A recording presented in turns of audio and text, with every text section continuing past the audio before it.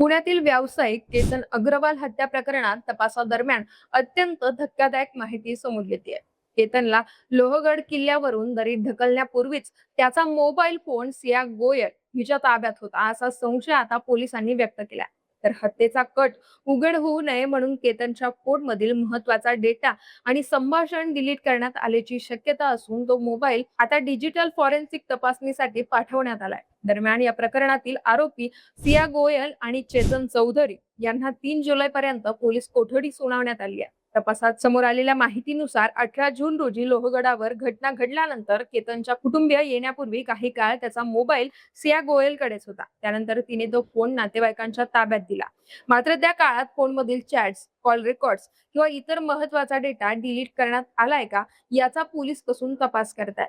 तर प्राथमिक तपासात सिया आणि चेतन यांनी एकमेकांमधील अनेक चॅट सुद्धा आधीच डिलीट केल्याचं समोर येत आहे. दरम्यान लोहगडावर करण्यात आलेल्या क्राईम सीन रिक्रिएशन मधून हत्येचं संपूर्ण नियोजन उघड झालं. पोलिसांच्या माहितीनुसार सिया आणि चेतन यांनी आधीच एक गुप्त सिग्नल ठरवला होता. 18 जून रोजी सकाळी केतन आणि सिया लोहगडावर पोहोचल्यानंतर हुडी घालून आलेला चेतन आधीपासूनच तेथे दबा धरून बसला होता. संशय येऊ नये म्हणून तो काही अंतरावरून त्यांचा पाठलाग करत होता.